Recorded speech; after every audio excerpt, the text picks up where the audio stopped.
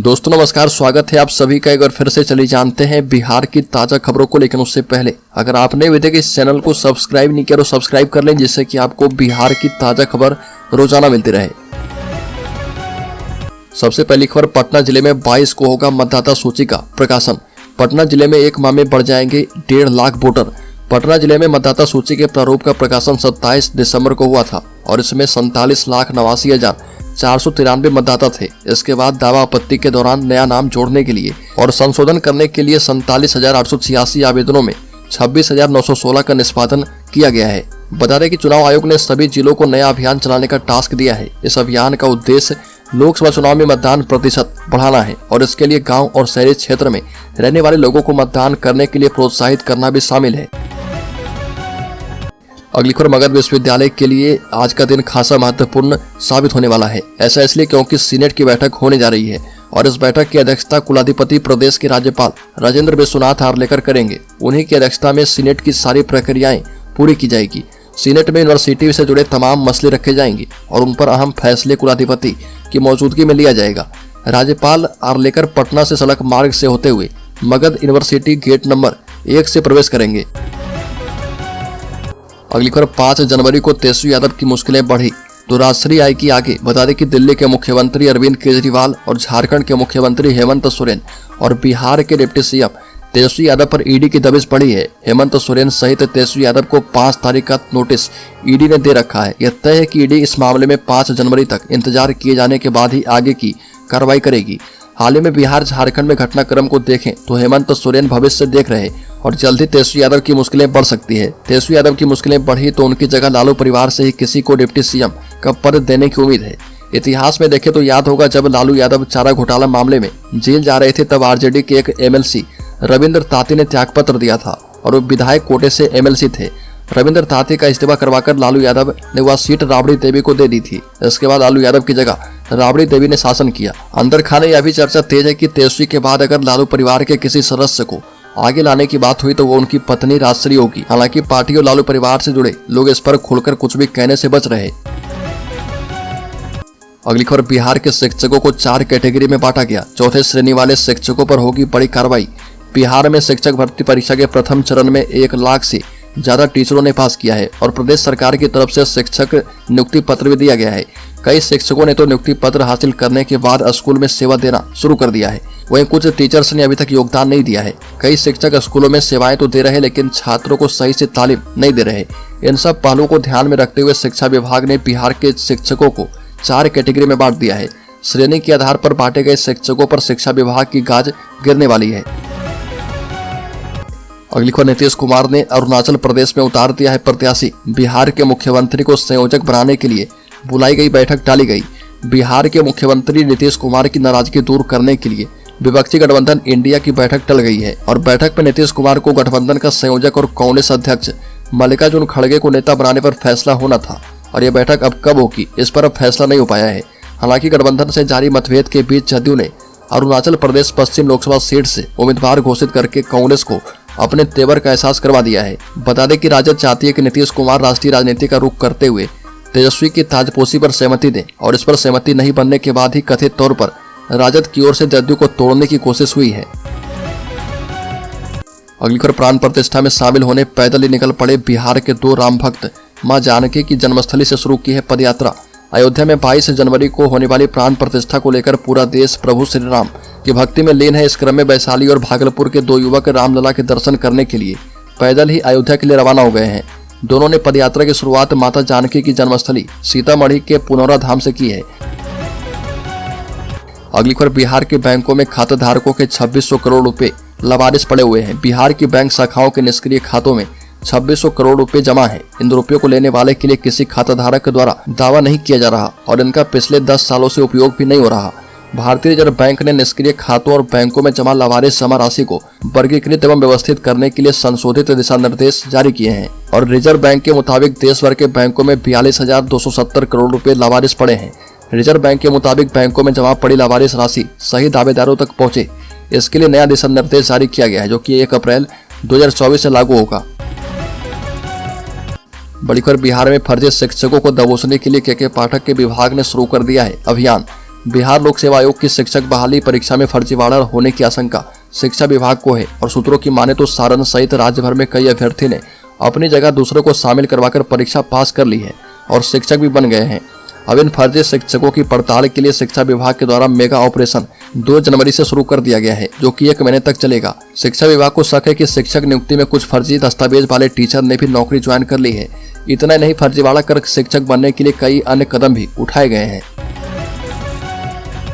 बड़ी खबर, नीतीश कुमार के इतिहास रचने की एक और तैयारी। इस दिन 1,10,000 शिक्षकों को बांटे जाएंगे नियुक्ति पत्र। एक साथ 1,10,000 शिक्षकों को नियुक्ति पत्र देकर नीतीश सरकार एक बार फिर से इतिहास रचने जा रही है।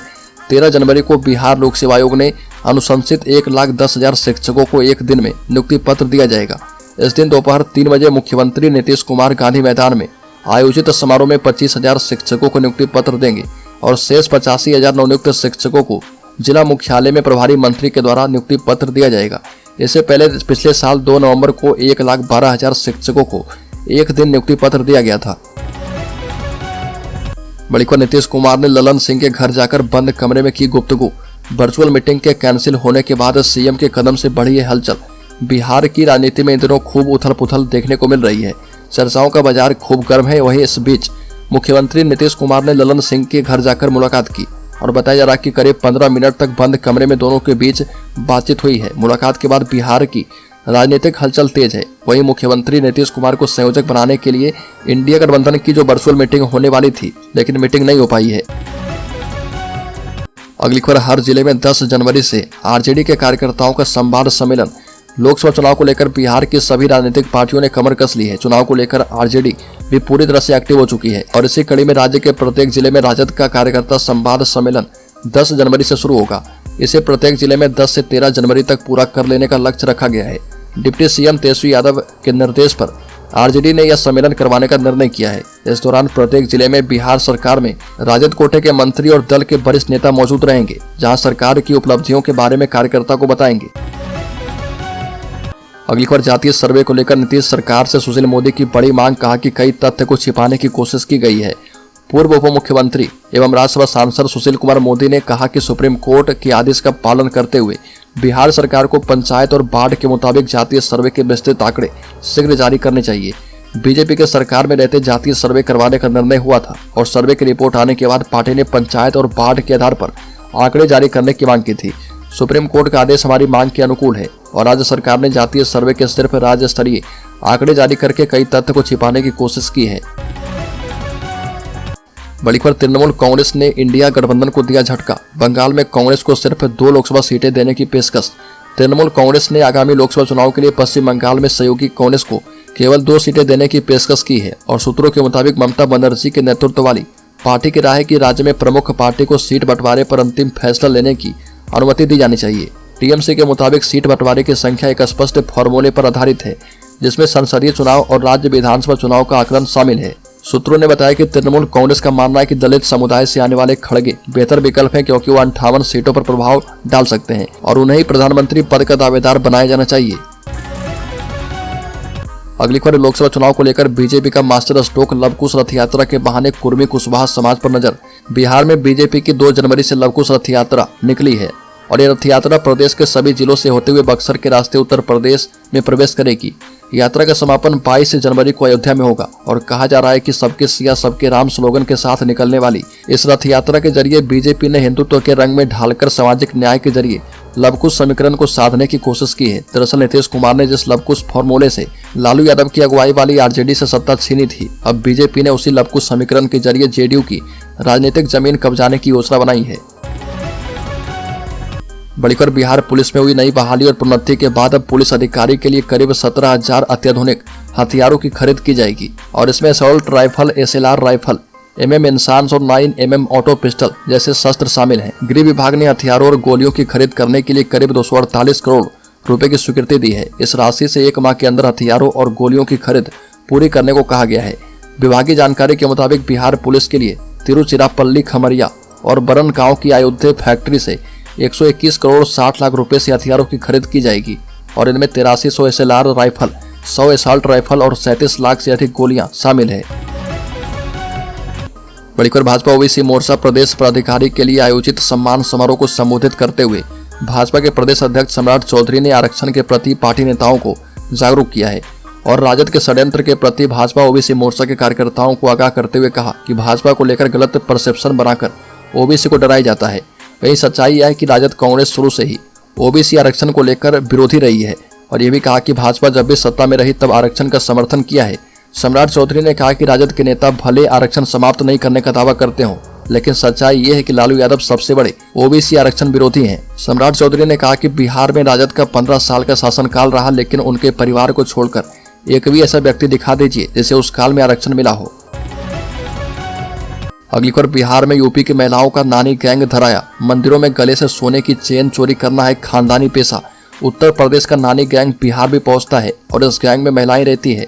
इसी गैंग की महिला चोरों को मुजफ्फरपुर जिले के प्रसिद्ध गरीब स्थान मंदिर में पकड़ा गया है। ये शातिर महिलाएं श्रद्धालुओं के गले से सोने की चेन उड़ाती है।